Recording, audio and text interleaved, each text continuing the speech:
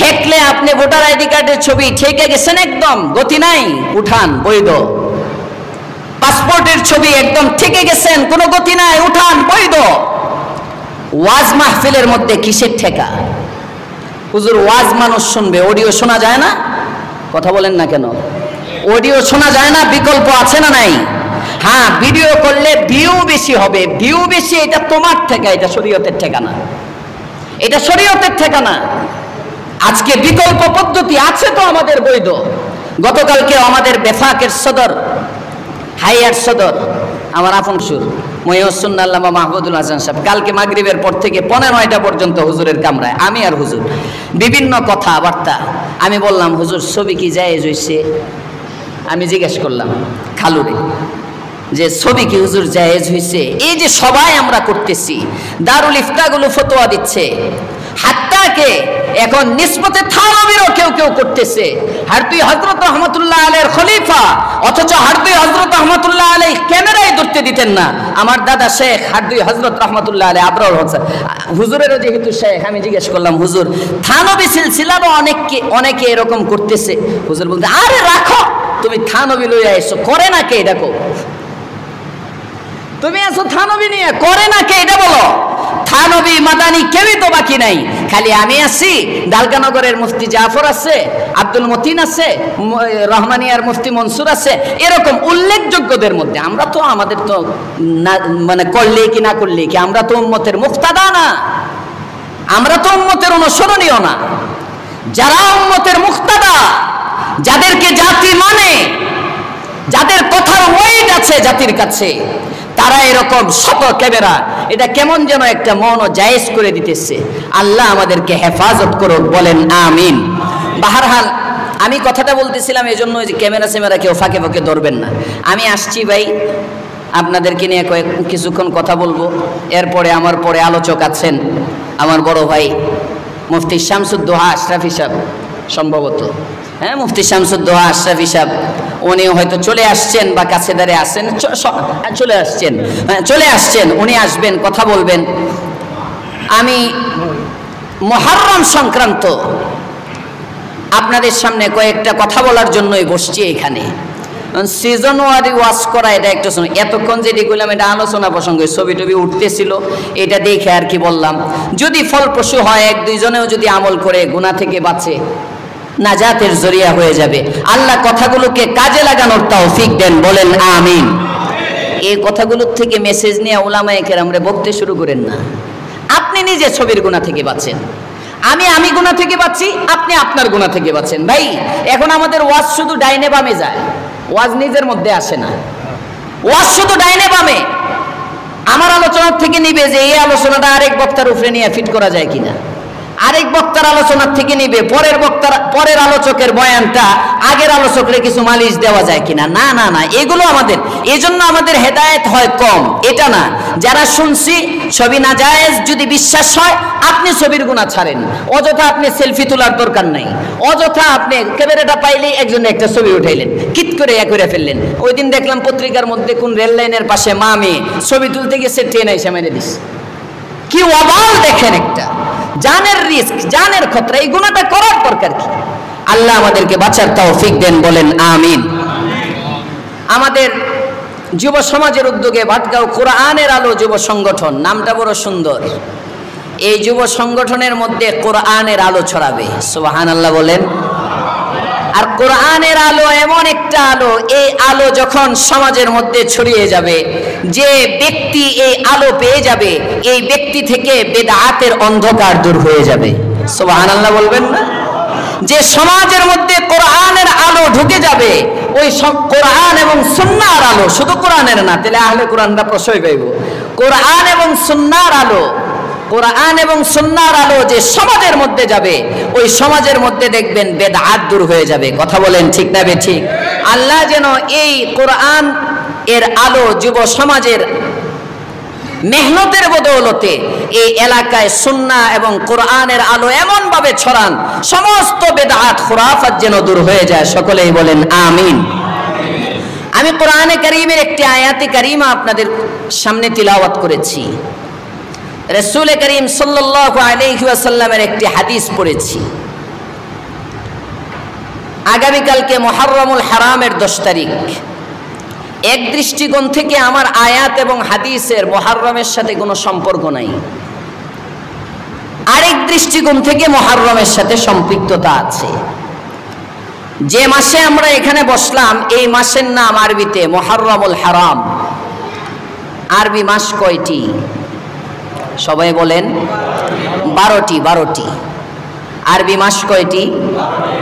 ইংরেজি মাস যেমন 12টি, আরবি মাসও 12টি মাস। এই 12 মাসের মধ্যে প্রথম মাস মুহররম। এই মাসটা অনেক সম্মানিত। কতটা সম্মানিত? আরবি 12টি মাসের মধ্যে 4টি মাস আছে। 3টা মাস সালাসাতুন মুতাওয়ালিয়াত, বুখারী জিলদে সানিতে আসছে হাদিস। আল্লাহর রাসূল সাল্লাল্লাহু আলাইহি ওয়াসাল্লাম বলেন, হযরতে আবু বকরা থেকে রিওয়ায়াত, রাসূল করিম সাল্লাল্লাহু আলাইহি ওয়াসাল্লাম বলেন 4টি মাস তো সম্মানিত, তন্মধ্য থেকে 3টি মাস সম্মানিত। 4 মাসের 3টি লাগাতার একের পর এক। একটা হলো যুলকাদা, 2 নম্বর যুলহিজ্জা, 3 নম্বর মুহররমুল হারাম। এই 3টা মাস সৃষ্টির সূচনা লগ্ন থেকে সম্মানিত। সুবহানাল্লাহ বলবেন না? আল্লাহ পাক রব্বুল আলামিন এই মাসগুলোকে সম্মান দিয়েছেন। সবাই বলেন সুবহানাল্লাহ। আরেকটা হলো রজব, মুজার, রজব মাস। এই 4 মাস এত সম্মানিত সৃষ্টির সূচনা লগ্ন থেকে। ভালো করে বুঝেন, আমাদের সমাজের কিছু মানুষের ধারণা হলো মুহররম মাসটা সম্মানিত কারবালার ঘটনার কারণে। আমাদের কিছু পাবলিকের ধারণা আশুরার দিনের ফজিলত। আশুরা মানে হলো 10ম। মুহররম নিয়ে আলোচনা করলে মুহররমের সম্মানটা 2 ভাগে। একটা হলো সারা মাসের সম্মান, 30 দিনের সম্মান, আরেকটা হলো 10ম দিবসের সম্মান। মুহররমের সম্মান কয় ভাগে বিভক্ত? সবাই বলতে হবে কয় ভাগে? 2 ভাগে। একটা হলো সারা মাস, পুরাটা মুহররমের একটা সম্মান, মাসটার একটা সম্মান। আরেকটা হলো এই মুহররমে বিশেষ একটি দিন আছে, ওই দিনের সম্মান। আমাদের সমাজের কিছু মানুষের অজ্ঞতার দরুন ধারণা হলো মুহররমের সম্মান, আশুরার ফজিলত এটা কারবালার ঘটনার কারণে। এটা হলো কিছু মানুষের ধারণা, যারা ইসলাম সম্পর্কে জানে না, ইতিহাস সম্পর্কে জানে না, তাদের ধারণা। অথচ বাস্তবতা হলো মুহররম মাসের ফজিলত রাসূলের জামানা থেকে না আগেও ছিল। সবাই বলে না যে? আপনারা বিরক্ত হচ্ছেন আমার কথা, রাগ করছেন আগের কথাগুলোতে? রাগ করেন না, মাফ করে দিন, রাগাইতে আসি নাই। আল্লাহ তাআলা সূরাতুত তাওবায় বলেন, ইন্না ইদ্দাতাশ শুহুরি ইনদাল্লাহি 12 শাহরা ফি কিতাবিল্লাহি ইয়াওমা খালাকাস সামাওয়াতি ওয়াল আরদ মিনহা আরবাতুন হুরুম। নিশ্চয়ই পৃথিবীর সৃষ্টি লগ্ন থেকে নবমণ্ডল ভূমণ্ডলকে যখন আল্লাহ তাআলা সৃষ্টি করেছেন তখন থেকেই মাস 12টা। সুবহানাল্লাহ বলেন। আমরা জানি না, কারণ আমরা তো জানুয়ারি, ফেব্রুয়ারি, মার্চ, এপ্রিল চিনি। মুসলমানের বাচ্চা এখন জানেটা কি? মুসলমান এটাও জানে না। মুসলমানের বাচ্চা এমনও আছে, সে কালিমা জিজ্ঞেস করলে কয় লা ইলাহা ইল্লা আনতা সুবহানাকা ইন্নী কুনতু মিনাজ জালিমিন। মুসলমানের বাচ্চা কালিমাও জানে না। মুসলমানের বাচ্চা কালিমায়ে শাহাদাত জানে না। মুসলমানের বাচ্চা আকায়েদে ইসলাম জানে না। মুসলমানের বাচ্চা আরে নামাজ তো পড়ে, মুসলমানের বাচ্চা ফেরেশতা সম্পর্কে কি আকীদা রাখতে হবে জানে না, নবী রাসূল সম্পর্কে কি আকীদা রাখতে হবে জানে না, কিতাব সম্পর্কে কি আকীদা, আসমানি কিতাব সম্পর্কে জানে না। কথা বলেন ঠিক না বেঠিক? তাজা একটা কারগুজারি আমার নিজের সাথে। গত মার্চের 8 তারিখে উমরায় গেলাম, রমজানের আগ দিয়ে। প্রতি রমজানের আগে যাই। তো রমজানের আগে আমার সাথে আমার এক মুসল্লি গেলেন, 2-3 জন মুসল্লি গেছেন, তোর মধ্যে একজন মুসল্লি গেছেন, জওয়ান ছেলে, যুবক মানুষ। হুজুর আপনি উমরায় যাবেন, আমারে নিয়ে যান। আমি গেলাম, গিয়ে ওই বাইতুল্লাহ মারওয়া থেকে বের হয়ে, ওমরা শেষ করে মারওয়া থেকে বের হয়ে যখন সামনে দিয়ে হাইটা বাদশার বাড়ির পাশ দিয়ে দিক দিয়ে যাইতেছে আবার জমজম টাওয়ারের দিকে, মেসফালা রোডে, মেসফালার আগে মানে কবুতর চত্বরে হোটেল ছিল, ওদিকে যাব। তো আসার সময় সাফা মারওয়ার মাঝামাঝি যে বাবুস সালাম আছে একটা গেট, এই গেটটা দেখে আমি ওরে বলতেছি, আমার সাথে যে মুসল্লি তাকে বলতেছি যে এই দরজাটা চিনে রাখেন, এটা দিয়ে এখন ঢোকা যায় না, বন্ধ থাকে। রাসূল করিম সাল্লাল্লাহু আলাইহি ওয়াসাল্লাম মক্কি জীবনে যখন এখানে বাইতুল্লাহর সামনে বসা থাকতেন, হযরত জিবরাইল আলাইহিস সালাম রাসূলের কাছে এই দরজাটা দিয়ে ঢুকতেন। আমি তাকে দেখাইলাম এই দরজাটা দিয়ে, এটা দিয়ে, এই জায়গাটা দিয়ে আল্লাহর রাসূলের কাছে যাইতেন।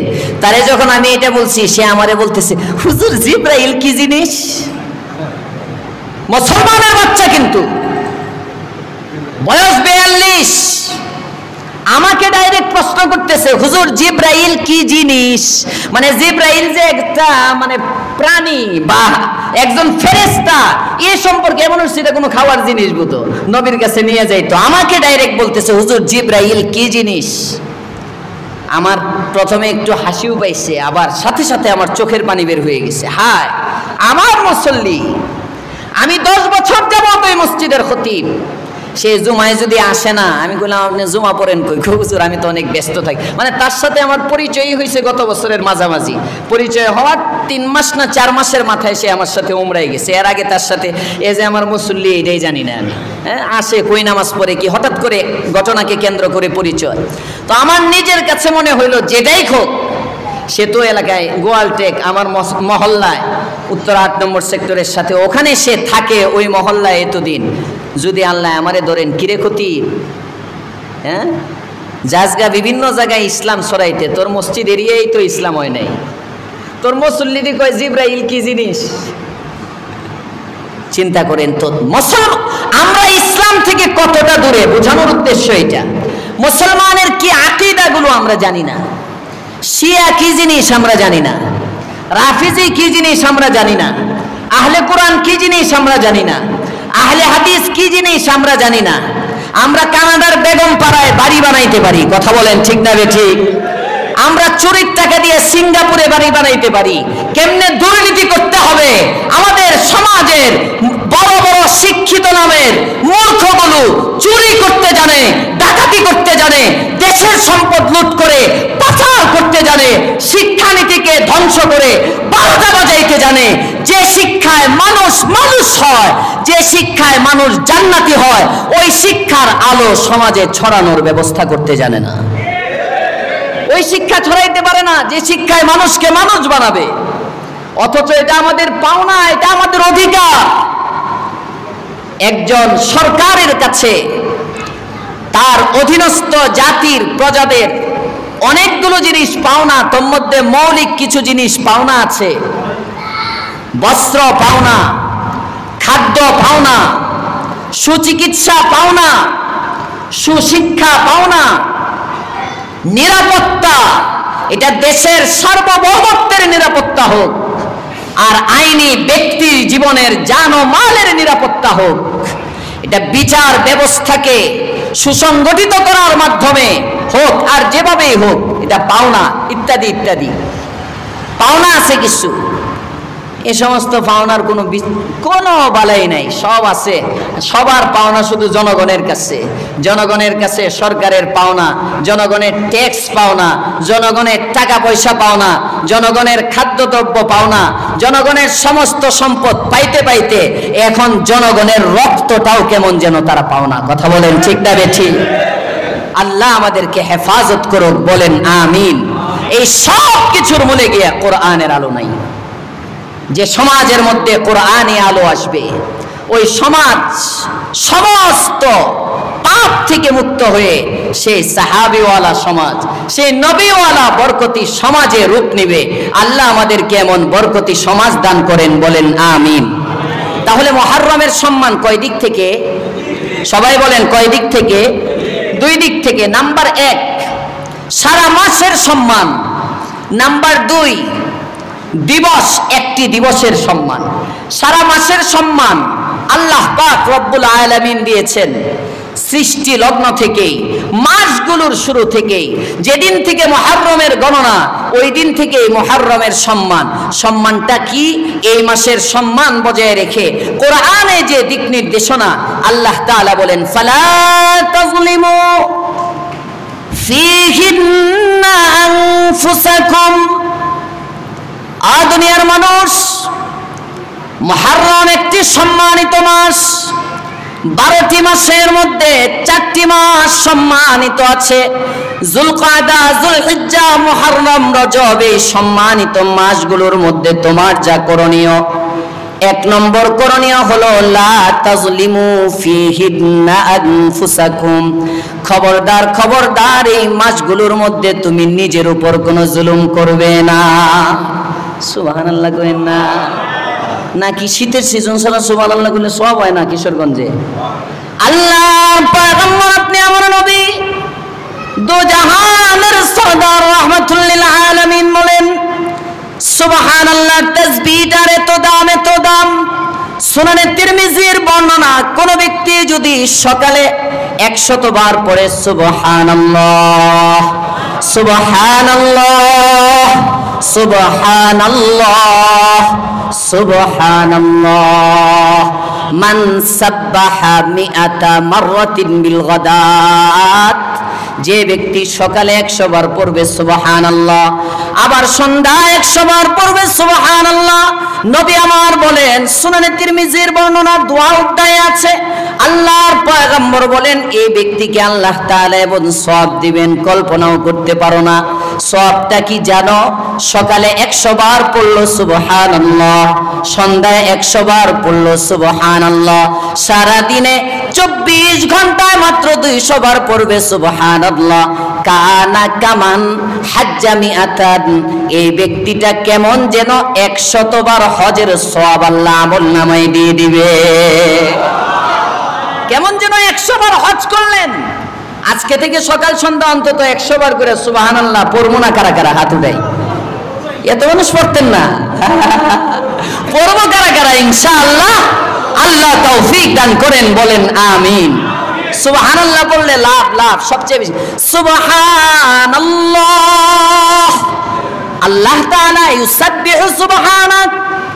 মালিক তুমি পবিত্র শিরক থেকে, তুমি গালি থেকে পবিত্র, তোমার ইজ্জত সম্মান সবার ঊর্ধ্বে, তুমি অনেক বড়।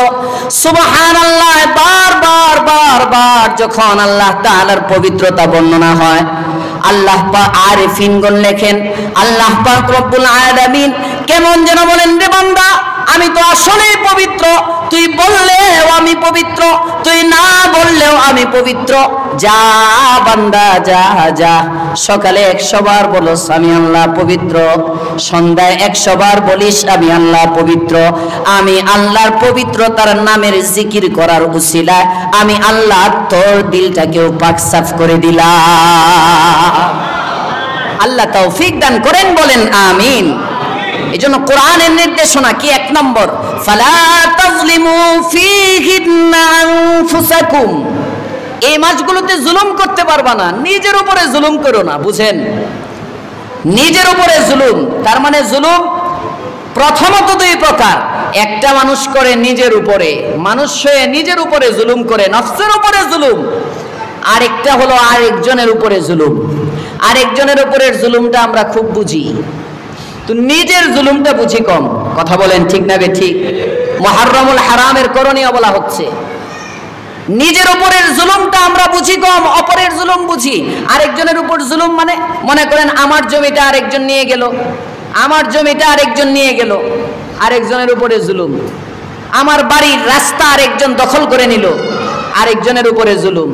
আমার ক্ষেতের আইল ভাঙা আরেকজনে ক্ষেত বাড়াইলো, ওই ব্যক্তি আমার উপর জুলুম করলো। কথা বলেন ঠিক না বেঠিক?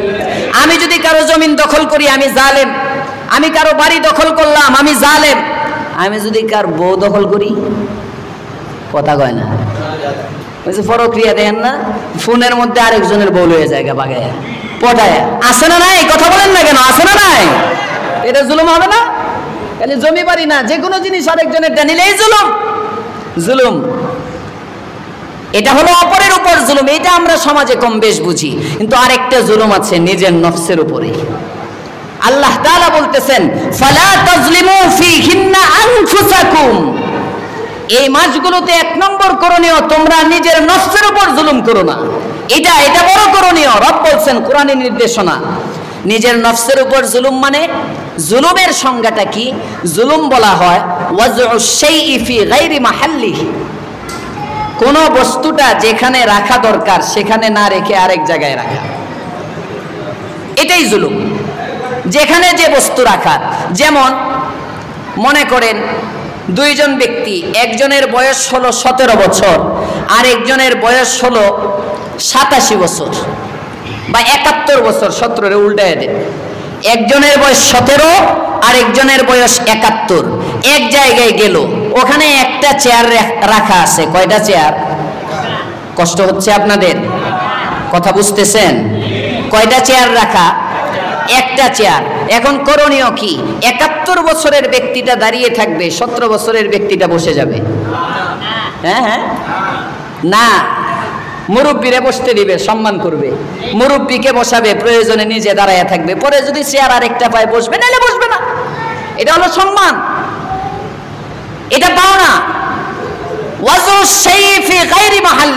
এখন যদি 71 বছরের বুড়া দাঁড়ায় থাকে আর 17 বছরেরটা ব্যবসা নিয়ে বসে থাকে এখানে, হ্যাঁ, কোনো কাম নাই, এমনি বসে রয়েছে, আর উনি দাঁড়ায় আছে, চেয়ার নাই, চেয়ার আর একটা আসলে আপনি বসেন, মানুষ আসলে কি বলবে? এই জালেম! কথা বলেন ঠিক না বেঠিক?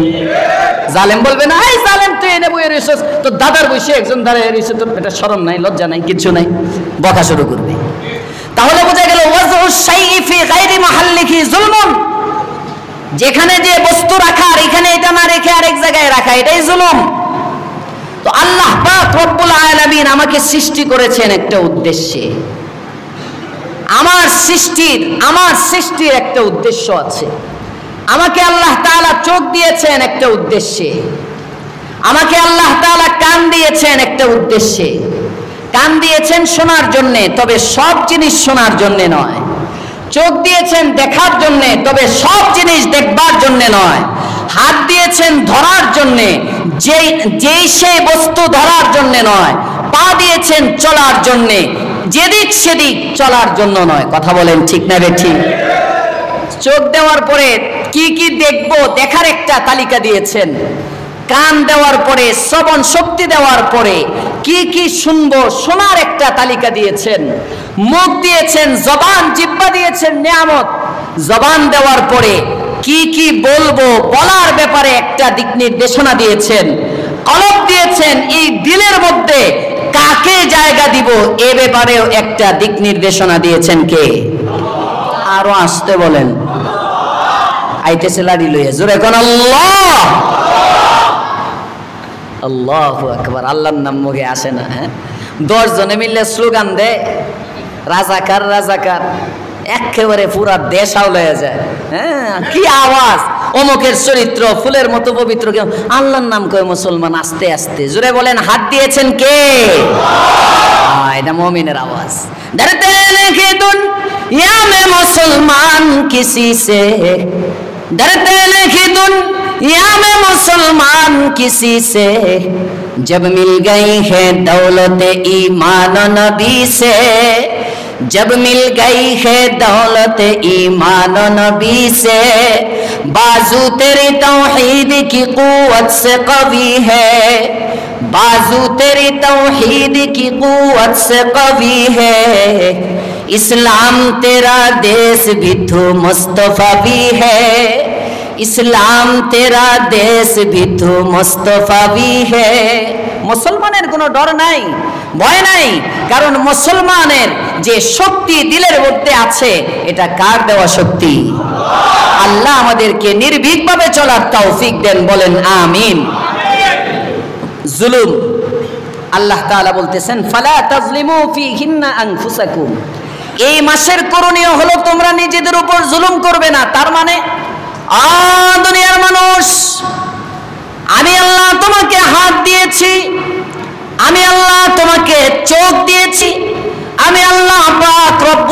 আলামিন দৃষ্টি শক্তির মালিক, আমি আল্লাহ তাআলা তোমার শ্রবণ শক্তির মালিক, আমি আল্লাহ তোমার জবানের মালিক, আমি আল্লাহ তাআলা তোমার পেটের মালিক, আমি আল্লাহ তোমার খাদ্যের মালিক, আমি আল্লাহ পাক রব্বুল আলামিন তোমার আকলের মালিক, আমি আল্লাহ তাআলা যে অঙ্গ প্রত্যঙ্গগুলো দিয়েছি, খবরদার চোখকে যে কাজে ব্যবহারের জন্য দিলাম ওই কাজে মুহাররমে ব্যবহার করবে। যদি ভিন্ন কাজে ব্যবহার করো তাহলে জুলুম হয়ে যাবে।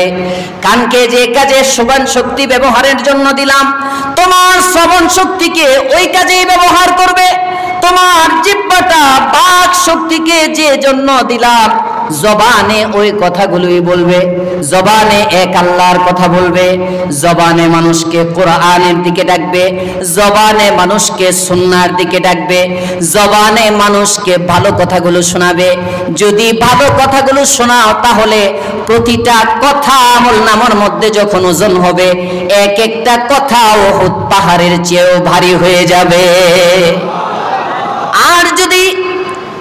আর যদি মাসের মধ্যে দুইটা ঢোল হাতে নাও, আছে না নাই, বাজনা হাতে নাও, কাওয়ালি কাওয়ালি, হাই হুসাইন হাই হুসাইন, আরে কারবালা, আরে মুহররমের 10 তারিখে কি গঠাইলেন রব্বানা, কলিজা ফাটিয়া যাই গো কহিতে সেই ঘটনা। ইন্দা বাজ নামাজ এসাও নাই, ফজরও নাই, জোহরও নাই, আসরও নাই, মাগরিবও নাই, নামাজও নাই, দাড়িও নাই, মুছও নাই, গাঞ্জার গাঞ্জা। কথা বলেন আছে নাই? হায় হায় হায় হায় হায় হায় হায়, সালাদ চট মাথায় জট, বোতলের মধ্যে সামনে আছে, হুক্কাও সামনে আছে, তাম্বুক সামনে আছে, গাছতলার মধ্যে বয়ে বয়ে জারি গান গায় আর হায় হাই হুসেন হাই হুসেন, হায় আলী হায় আলী। মুহররমের 10 তারিখে তাজিয়া মিছিল, খিচুড়ি তবারক বিতরণ করে। এমনও জায়গা আছে যেখানে পানি বিতরণ করে, পানি পানি কয় ভাই শরবত খাওয়াও শরবত। 9 তারিখ রাতের আমল হলো শরবত খাওয়ানো, 10 তারিখে আর কিছু না দিতে পারলেও বেশি বেশি শরবত দাও। কয় কারণ কি? ভাই কইলা নবীর নাতি হুসাইন পানি পাইছে না, আছে না নাই? কথা বলেন আছে না নাই?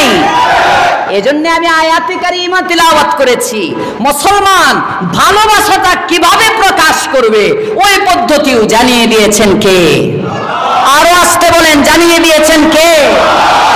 যুবকরা মনে রাখবা, ইসলাম আই লাভ ইউ কারে কইতে হয় এটাও শিখাইয়া দিছে। সুবহানাল্লাহ বলো, সুবহানাল্লাহ। আল্লাহ পাক রব্বুল আলামিন বলেন, কুল ইন কুনতুম তুহিব্বুনাল্লাহ, আল্লাহু আকবার।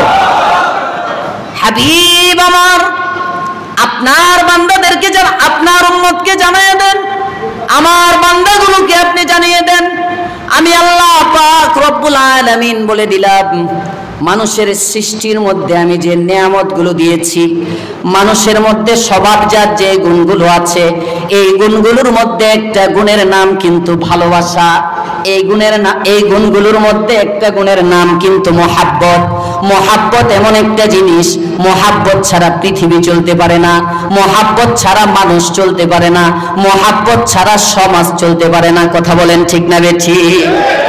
মহাব্বত নাই তো বাবা ছেলের মধ্যে দ্বন্দ্ব, মহাব্বত নাই তো ভাই ভাইয়ের মধ্যে দ্বন্দ্ব, মহাব্বত নাই তো চাচা ভাতিজার মধ্যে দ্বন্দ্ব, মহাব্বত নাই তো নেতা প্রজার মধ্যে দ্বন্দ্ব, মহাব্বত নাই তো ছাত্র শিক্ষকের মধ্যে দ্বন্দ্ব, মহাব্বত নাই তো পীর আর মুরিদের মধ্যে দ্বন্দ্ব।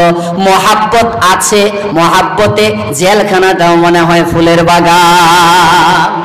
হযরত আরিফের উম্মে এটাই বলেন, আজ মহাব্বত সাহেবান্দা বিশাওয়াত, আজ মহাব্বত সাহেবান্দা বিশাওয়াত, ওয়াজ মহাব্বত মুর্দা জিন্দা মিশাওয়াত, আজ মহাব্বত তলখে হাসি রিশাওয়াত, আজ মহাব্বত তলখে হাসি রিশাওয়াত, ওয়াজ মহাব্বত মাসে হাজার রিশাওয়াত। দেখবেন ঢাকা শহরে বা গ্রামে গঞ্জেও এমনও স্ত্রী আছে যে স্ত্রীর কাছে আপনি 2.5 ভরি স্বর্ণ দিয়ে 2টা চেন নিয়ে দিবেন, 2টা চুড়ি নিয়ে দিবেন, 2.5 ভরি ওজনের স্বর্ণ দিয়ে সব সময় পরার জন্য।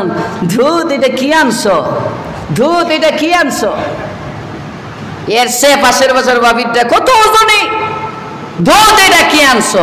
স্বামীর একটা জাজাকাল্লাহ দিব না, বাবাও দিব না। আর কমি মাদ্রাসা পড়ায় কয়টা আর বেতন? মনে হয় রূপার দুইটা চেন বানায়া স্বর্ণের পানি দিয়া নিকেল করিয়া স্বর্ণের পানির মধ্যে সুবান দিলে স্বর্ণের মতো দেখা যায়। এখন বাইরে হয়েছে না, এটা কি যেন কয়, হ্যাঁ সিটি গোলো না, ওই যে রূপা দিয়ে বানায় পরে স্বর্ণের পানি, এটাও সিটি গোলি কয়। আচ্ছা, ওই যে স্বর্ণের পানিতে ভিজাইলেন, স্বর্ণের মতো দেখা, এই দুইটা নিয়ে দিলেন বউয়ের কাছে। আহা, ইস, আপনি কেন আনলেন? এত কষ্ট করার কি দরকার ছিল?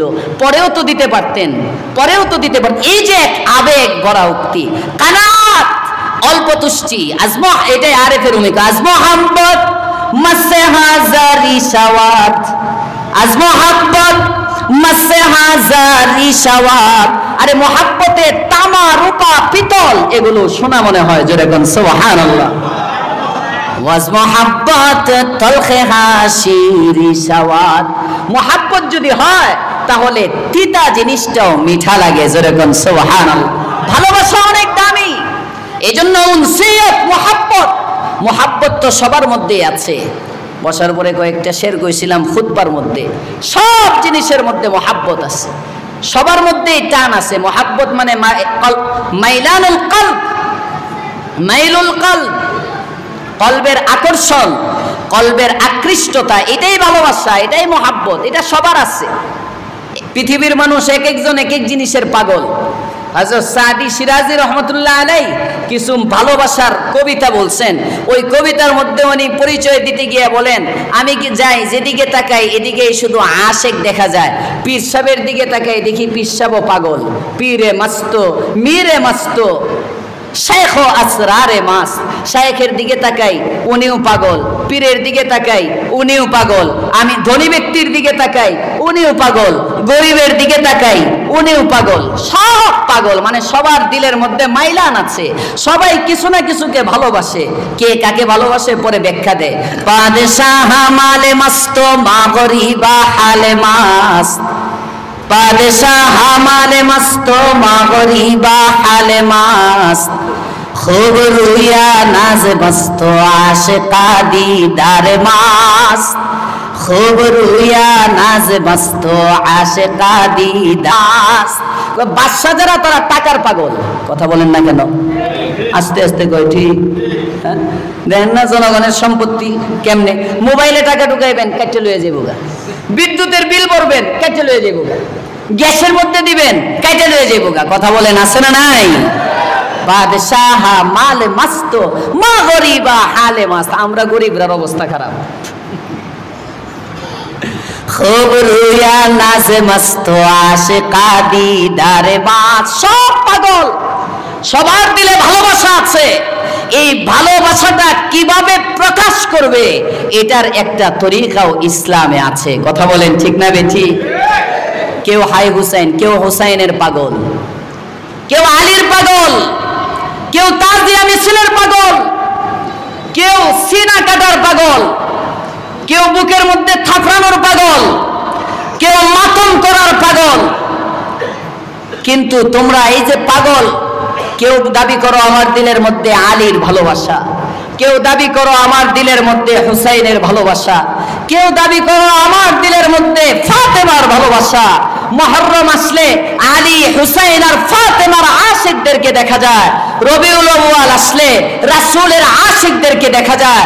আহলুস সুন্নাহ ওয়াল জামাত বলে না, ফাতেমা, হাসান এবং আলী, হুসাইন এবং আলীকে কিভাবে ভালোবাসবে এর তরিকাও মুহাম্মদুর রাসূলুল্লাহ শিক্ষা দিয়েছেন। রবিউল আউয়াল আসলে রাসূলকে কিভাবে ভালোবাসতে হবে ওই তরিকাও রাসূল শিক্ষা দিয়েছেন। যদি ভালোবাসাটা রাসূলের শিখানো পদ্ধতিতে হয় তাহলে তুমি প্রকৃত আশিকে রাসূল বা আশিকে আহলে বাইত হবে। যদি তরিকা মন গড়া হয় তাহলে নবী প্রেমিক না, বরং ইসলাম বিদ্বেষী বেদাতি ভণ্ড সমাজের মধ্যে ফিতনা ছড়াবার কারণ হয়ে দাঁড়াবে। এখন তোমার দায়িত্ব, তুমি মাপ দাও। আলীকে ভালোবাসা দোষণীয় নয়, আলীকে ভালোবাসা এটা শিআর ও আহলে সুন্নাহ ওয়াল জামাত। তাফজিলুশ শাইখাইন, উলামায়ে কেরাম আছেন জানেন, তাফজিলুশ শাইখাইন হুব্বুল খতানাইন, আল মাসু আলাল খুফাইন, শিআর আহলে সুন্নাহ ওয়াল জামাআহ, এগুলো অনেক আছে। মোজার উপরে মাসাহ করা, আহলুস সুন্নাহ ওয়াল জামাত শর্ত পাওয়া গেলে মুসাফির হলে মুকিম হলে কিভাবে করবে, মুকিমের জন্য একদিন 24 ঘন্টা, এগুলো আছে মাসলা। এই যে মাসআলাল খুফাইন, এমনি ভাবে তাফজিলুশ শাইখাইন, মানে আবু বকর রাসূলের ইন্তেকালের পরে খেলাফতের সবচেয়ে শ্রেষ্ঠ উপযুক্ত ব্যক্তি, এরপরে ওমর সর্বশ্রেষ্ঠ ব্যক্তি আবু বকরের পরে, তাফজিলুশ শাইখাইন, আবু বকর ওমরকে খেলাফতের সবচেয়ে যোগ্য মনে করা, উসমান এবং আলী হুব্বুল খতানাইন, দুই জামাইকেই ভালোবাসা, এগুলো আহলুস সুন্নাহ ওয়াল জামাতের আকীদা। আমরা যারা মুহররমে তাজিয়া মিছিল বের করে না, এর অর্থ এই না যে তাজিয়া মিছিল যারা বের করতেছে না তাদের দিলের মধ্যে রাসূলের ভালোবাসা ছিল না। তাদের দিলেও রাসূলের ভালোবাসা আছে, তাদের দিলেও আলীর ভালোবাসা আছে, তাদের দিলেও হুসাইনের ভালোবাসা আছে। তবে ভালোবাসাটা হইতে হবে, প্রকাশ করতে হবে, নিজের জজবায় নয়। রাসূল যেভাবে ভালোবাসা প্রকাশ করতে বলছেন, আল্লাহর ভালোবাসা যে পদ্ধতিতে প্রকাশ করতে বলেছেন, রাসূলের ভালোবাসা যে পদ্ধতিতে প্রকাশ করতে বলেছেন, যদি ওই পদ্ধতিতে প্রকাশ হয় তাহলে হবে আহলুস সুন্নাহ ওয়াল জামাআহ। আল্লাহ তাআলা কোরআনে কারিমে এটা বলতেছেন, কুল, নবী বলেন, ইন কুনতুম তুহিব্বুনাল্লাহ, তোমরা যদি আল্লাহকে ভালোবাসো, আল্লাহকে ভালোবাসতে চাও, এক কাজ করো, ফাত্তাবিউনি, আমাকে অনুসরণ করো, নবীকে অনুসরণ করো। ফাত্তাবিউনি ইউহিব্বুকুমুল্লাহ। দেখো আল্লাহর রাসূল মুহররমটা কিভাবে কাটাইছেন, রাসূলের মুহররম কিভাবে কেটেছে। দেখো, আমরা যদি রাসূলের জিন্দেগীর মুহররম দেখতে যাই তাহলে দেখব রাসূলের মুহররমের 10 তারিখে 2টা আমল ছিল। কয়টা আমল? আরো আসতে বলেন। মুহররমের 10 তারিখ সারা মাস কেন্দ্রিক গুনাহ থেকে বাঁচবো, বিশেষ আমল। আর দিবস কেন্দ্রিক 10 তারিখ রাসূলের 2টা আমল ছিল। হাদিস পর্যালোচনা করলে দেখা যায় কয়টা আমল? 2টা আমল। 1 নম্বর আমল ছিল আল্লাহর রাসূল সাল্লাল্লাহু আলাইহি ওয়াসাল্লাম 10 তারিখে রোজা রাখতেন। সুবহানাল্লাহ বলবেন না? রাসূল 10 তারিখে শরবত বিলায় খাইতেন, নিজেও খাইতেন, উম্মতকেও খাওয়াইতেন, নাকি? হ্যাঁ, রাসূল 10 তারিখে কি করতেন? রোজা রাখতেন। আগামীকালকের রোজাটা, এই রোজাটার ফজিলত কি আল্লাহর রাসূল নিজে বলেন, বুখারী মুসলিমের বর্ণনা, সিয়ামু আশুরা আহতাসিবু আলাল্লাহ আন ইউকাফিরা সানাতাল্লাতী ক্বাবলা। মুহররমের 10 তারিখে যদি কোনো ব্যক্তি রোজা রাখে, আমি তো আশা করি এই রোজার উসিলায় আল্লাহ তাআলা তার পূর্বের 1 বছরের গুনাহ মাফ করে দিবেন। আগামীকালকে রোজাটা রাখবো ইনশাআল্লাহ, আল্লাহ তৌফিক দান করেন, বলেন আমিন। একটা আমল হলো রোজা। এই রোজাটা এত গুরুত্বপূর্ণ, রাসূল ওনার জীবনে কখনো এই আশুরার রোজা ছাড়েন নাই, কখনো ছাড়েন নাই। আল্লাহর পয়গম্বরের বেগম উম্মুল মুমিনিন হযরত হাফসা রাদিয়াল্লাহু তাআলা আনহার বর্ণনা, সুনানে নাসাঈর মধ্যে হাদিস এসেছে, আম্মা জান হযরত উম্মুল মুমিনিন হাফসা রাদিয়াল্লাহু তাআলা আনহা বলেন, রাসূল করিম সাল্লাল্লাহু আলাইহি ওয়াসাল্লাম 4টি আমল এমন ছিল যে আমলগুলো কখনো ছাড়েন নাই। কয়টি? সবাই বলেন কয়টি? 4টি আমল।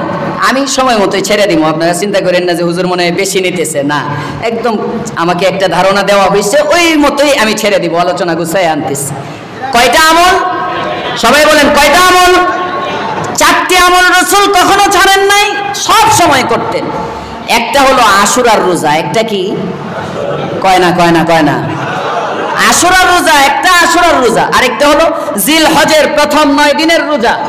জিলহজ মাসের শুরুর দিকে যে রোজা আছে, এই রোজা যে গত মাসে আমরা অনেকে রাখছি, একদম জিলহজের চাঁদ ওঠার পর থেকে কোরবানির দিন আগ পর্যন্ত এই যে রোজা, এই রোজা আল্লাহর রাসূল কখনোই ছাড়তেন না। নাম্বার 2, 1 নম্বর ভুলে গেছে, 10 তারিখের রোজা আশুরার রোজা মুহররমে।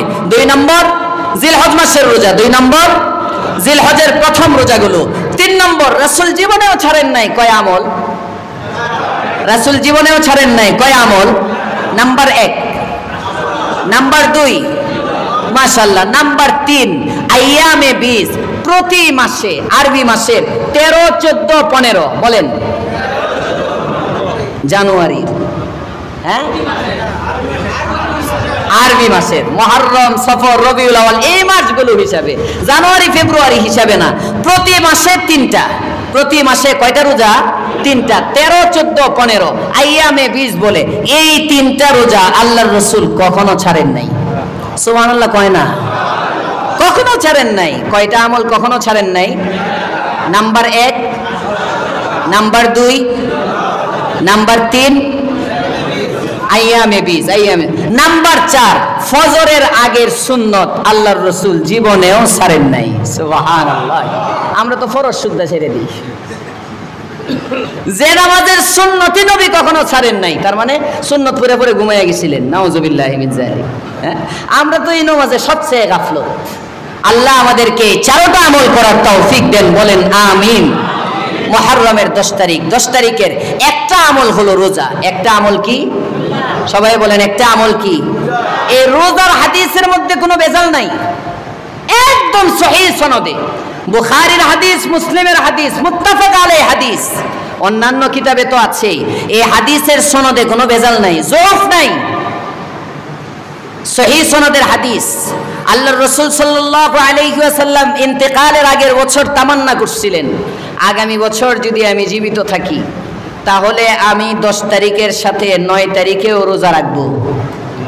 10 তারিখের সাথে ইহুদিদের মুখালাফাতের জন্য, ইহুদিদের মুখালাফাতের জন্য রাসূল হাদিসে বলেন, সুমু আশুরা ওয়া খালিফুল ইয়াহুদ, সুমু ইয়াওমান ক্বাবলাহু আও ইয়াওমান বাদাহ।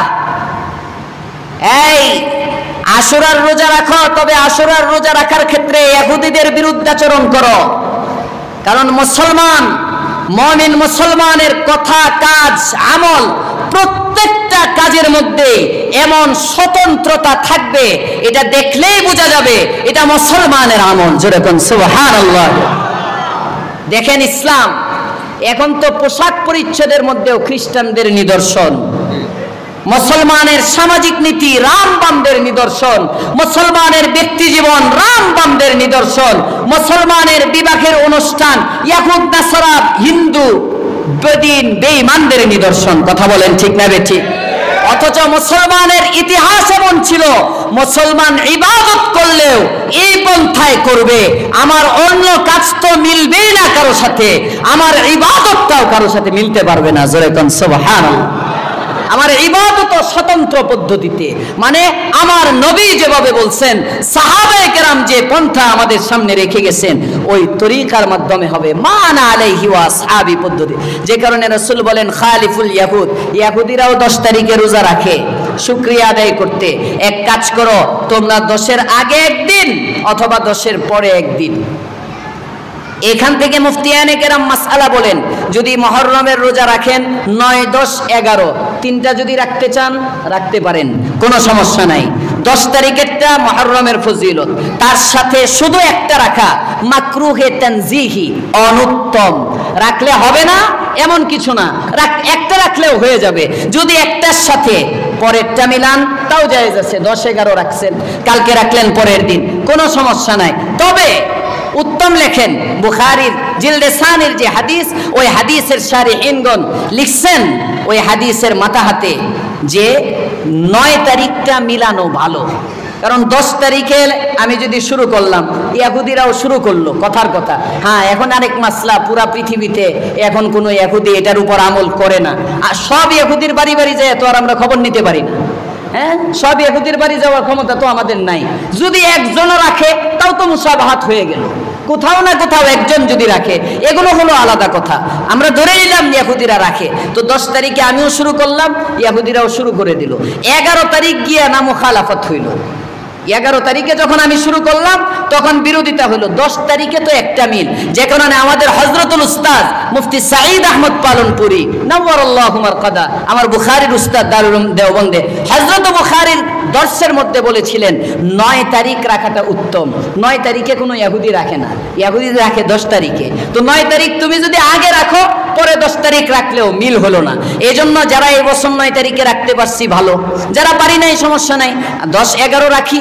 আগামী বছর থেকে পারলে 9-10-11 অথবা 9-10, কিন্তু 10-11 সবগুলোই যায়, যেভাবে মন চায় আগে পরে মিলানোর চেষ্টা করব, পারবো ইনশাআল্লাহ। তাহলে মুহররমুল হারামের আমল কয়টা? 10 তারিখে আমল কয়টা? 2টা। বলেন 10 তারিখে আমল কয়টা? 2টা। একটা আমল হলো রোজার আমল, রোজা। এই আমলের মধ্যে কোনো ভেজাল নাই। আরেকটা আমল আছে, এই আমলের মধ্যে অনেকে ভেজাল তালাশ করে, বিশেষ করে আহলে হাদিস বন্ধু যারা, আহলে হাদিস বন্ধু যারা, ওনারা এই হাদিসটা বয়ান করতে গেলেই বলে হাদিস জয়ীফ, আহলে হাদিসরা জয়ীফ। 1 নম্বর হাদিসটা কি? আল্লাহর রাসূল সাল্লাল্লাহু আলাইহি ওয়াসাল্লামের সাহাবী জাবের, আল্লাহর রাসূল সাল্লাল্লাহু আলাইহি ওয়াসাল্লামের সাহাবী হযরত আব্দুল্লাহ ইবনে মাসউদ, আল্লাহর রাসূল সাল্লাল্লাহু আলাইহি ওয়াসাল্লামের সাহাবী হযরত আবু হুরায়রা, আল্লাহর রাসূল সাল্লাল্লাহু আলাইহি ওয়াসাল্লামের সাহাবী হযরত আনাস। 4 জনের নাম বললাম, আরো আছে। ওনাদের থেকে আলাদা আলাদা সনদে বর্ণিত। রাসূল করিম সাল্লাল্লাহু আলাইহি ওয়াসাল্লাম বলেন, যে ব্যক্তি আশুরার দিনে নিজের পরিবারের উপরে স্বাভাবিকের তুলনায় আপেক্ষিকভাবে একটু বেশি খরচ করবে, স্বাভাবিক অন্যান্য দিনের চেয়ে একটু বেশি খরচ করবে, আল্লাহ পাক রব্বুল আলামিন সারা বছর তার রিজকের মধ্যে একটা বারাকা দান করবেন। ওয়াসআল্লাহু, আল্লাহ পাক রব্বুল আলামিন তার রিজিকের মধ্যে ওয়াসআত দান করবেন, প্রশস্ততা দান করবেন, মানে বারাকা দান করবেন। মুমিনের ওয়াসআত তো বারাকা। এই হাদিসের সনদের মধ্যে দুর্বলতা আছে, এটা আমরাও বলি, যৌফ আছে।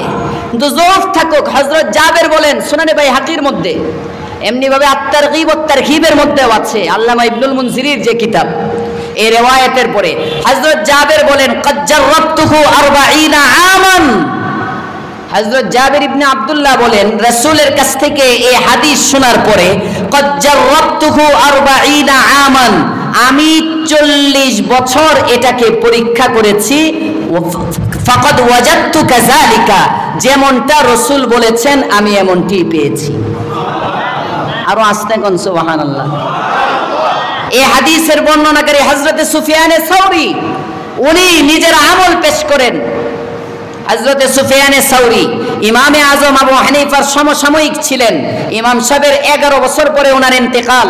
হযরত সুফিয়ানে সাউরি রাহিমাহুল্লাহ উনি বলেন যে আমিও এই হাদিসটাকে পরীক্ষা করেছি, পরীক্ষা করার পরে এই আমল করে পরীক্ষা করছি। মুহররমের 10 তারিখে খরচ একটু বেশি করে, হ্যাঁ, এই খরচ বেশি করার জন্য আবার ডেগার ঠেকায় আনা, অবৈধভাবে না, বৈধভাবে, বৈধ ইনকামের মধ্যে যার সামর্থ্য অনুযায়ী খরচ করবেন। আমিও হাদিসে রাসূলের সাহাবী যেমনটি বলেছেন আমিও পরীক্ষা করে তেমনই পেয়েছি। জোরে কোন সুবহানাল্লাহ। এজন্য মুহররমের দ্বিতীয় আমল একটু খরচ বাড়াইয়া দিবেন পারলে, যার যার সামর্থ্য অনুযায়ী একটু। হুজুর রোজা রাখবো তো খরচ করবো কখন? আপনি বলতেছেন রোজা রাখবো তো খাইবো কখন? আজকে মাগরিবের পরের থেকে তো 10 তারিখ শুরু, আজকে মাগরিবের পরের থেকেই 10 তারিখ শুরু, খরচ করেন। আর হাদিসের যে জয়ীফ, এটা উলামায়ে কেরামের মাসলা। আহলে হাদিস কোনো বন্ধু যদি আপনাকে বলেন, তাহলে বলবেন জয়ীফ হাদিস ফজিলতের ক্ষেত্রে গ্রহণযোগ্য। জয়ীফ হাদিস যে ক্ষেত্রে গ্রহণযোগ্য, এটা ওই ক্ষেত্র, এটা একটা ফজিলতের অধ্যায়। তাছাড়া আলাদা আলাদা সনদ, আলাদা আলাদা সনদ। মনে করেন এখানে একটা বস্তা পড়ে রয়েছে, বস্তাটা 20 কেজি ওজন। বস্তা কয় কেজি ওজন? সহজে বোঝানোর জন্য বলতেছি, 20 কেজি ওজনের একটা বস্তা। এই 20 কেজি ওজন, এই বাচ্চাটা উঠাইতে পারে 5 কেজি। 20 কেজির বস্তাটা তার উঠানোর ক্ষমতা নাই। এই বাচ্চাটা, এমন একটা বাচ্চা আসলো, সে এটারে টান দিয়ে নাড়াইতেও পারে না, কারণ 20 কেজি। তার ক্ষমতা কয় কেজি? সবাই বলে না, 5 কেজি। আরেকজন তার বয়সী আসলো, ও 5 কেজি উঠাইতে পারে। আরেকজন তার বয়সী আসলো, সেও 5 কেজি উঠাইতে পারে। আরেকজন তার বয়সী আসলো, সেও 5 কেজি উঠাইতে পারে। 4-5 কত হইলো? প্রথমে একজন এসে কিন্তু বস্তা নাড়াইতে পারে না, পরে যখন 4 জন আসলো, এখন বস্তা টান দিলে উঠা যাবে। তো জয়ীফ হাদিস, হাদিসের সনদ সূত্রের কারণে জয়ীফ হয়, দুর্বল হয়। আলহামদুলিল্লাহ বলেন আপনারা। হযরত চলে আসছেন। আমিও শেষ করে দিতেছি আলহামদুলিল্লাহ। জি, শেষ করে দিচ্ছে। তো জয়ীফ সনদের কারণে যখন জয়ীফ হলো, এই আলাদা আলাদা সনদ ভিন্ন ভিন্ন সনদে যখন একাধিক সাহাবীর থেকে এই হাদিসটা আমরা পাইলাম, এই ভিন্ন ভিন্ন সনদগুলো হওয়ার কারণেও সামষ্টিকভাবে সনদের মধ্যে একটা শক্তি অর্জন হয়, তখন জয়ীফ হাদিসও আমলযোগ্য হয়। মনে থাকবে ইনশাআল্লাহ। আল্লাহ পাক রব্বুল আলামিন আমাদের যে কথাগুলো হলো, আমি বসার পরে বলতেছিলাম মুহররম দুই দৃষ্টিকোণ থেকে, একটা হলো মুহররম মাসের ফজিলত, আরেকটা হলো মুহররমের বিশেষ এক দিবসের ফজিলত। মুহররম মাসের সামষ্টিক ফজিলত, লা তাজলিমু ফীহিন্না আনফুসাকুম, এই মাসের মধ্যে কোনো পাপে জড়ানো যাবে না, বিশেষভাবে গুনাহ থেকে আমরা বাঁচবো এই মাসে। আর এই মাসের যে বিশেষ দশম দিবসটা আছে, এই দিবসের একটি আমল আমরা পেলাম রোজা, 2 নম্বর একটি আমল পেলাম আপেক্ষিক তুলনামূলকভাবে একটু বেশি খরচ করা। প্রথম হাদিসের মধ্যে কোনো জয়ফ নাই, কোনো দুর্বলতা নাই, একেবারে আসাহ পর্যায়ের হাদিস, মুত্তাফাক আলাইহি হাদিস।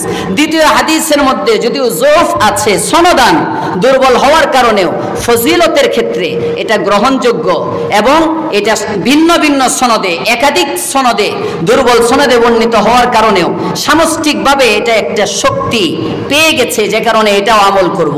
এছাড়া মুহররম কেন্দ্রিক যত আমল আমাদের সমাজে প্রচলিত, এটা তাজিয়া মিছিল বলেন, মাতম বলেন, নাওহা বলেন, শরবত বিলানো বলেন, খিচুড়ি বিলানো বলেন, দিবস কেন্দ্রিক বলতেছি। আপনি সারা বছর একজন আর একজনকে খিচুড়ি খাওয়ান, কোনো সমস্যা নেই। সারা বছর আপনি একজনকে দাওয়াত খাওয়াবেন, যে কোনো সময় দাওয়াত খাওয়ানোর জন্য, খিচুড়ি খাওয়ানোর জন্য মুহররমই লাগে কেন? আপনি সারা বছর ইসালে সওয়াব যে কোনো সময় আপনি করতে পারেন। এটা ইসালে সওয়াবের জন্য তো কোনো দিন ধার্য করতে হয় না, কোনো দিবস ধার্য করতে হয় না। কোনো দিবস কেন্দ্রিক যখন আমরা করব, তখন এই সবগুলো কোনোটা বেদাত, কোনোটা আকীদার কারণে ঈমান থেকে বের হয়ে যাওয়া পর্যন্ত আকীদা হয়ে যায়। যেমন অনেকে মনে করে আমরা পানি পান করাইতেছি। পানি পান করানোর জন্য 2টা দিক হইতে পারে। একটা হলো এমনিই হাসান হুসাইন বা কারবালার শহীদদের ইসালে সওয়াবের জন্য আমি পানি পান করাইলাম, ইসালে সওয়াবের জন্য একটা। আরেকটা হলো যে না, আমি এখানে পানি পান করাইলে তারা যে তৃষ্ণার্ত ছিল, ওই তৃষ্ণার কিছুটা লাঘব হবে, তাদের কষ্ট কিছুটা কমবে, তাদের আত্মা খুশি হবে। নাউজুবিল্লাহ, পরশুদিন কইল। এইগুলো, এই ধরনের কোনো আকীদা যদি আসে, তাহলে আমাদের ঈমান নিয়ে পর্যন্ত টান দিবে। আল্লাহ পাক রব্বুল আলামিন হাক্কানি উলামায়ে কেরামের রাহবরিতে থেকে, উলামায়ে কেরামের কাছ থেকে জেনে বুঝে, উলামায়ে কেরামের কিয়াদতের মধ্যে থেকে আমাদের সকলকে কোরআন সুন্নাহ অনুযায়ী আমল করে নিজেদের আকীদার হেফাজতের তৌফিক দান করেন, আমিন। ওয়া আখিরু দাওয়ানা আনিল হামদুলিল্লাহি রাব্বিল আলামিন। আসসালামু আলাইকুম।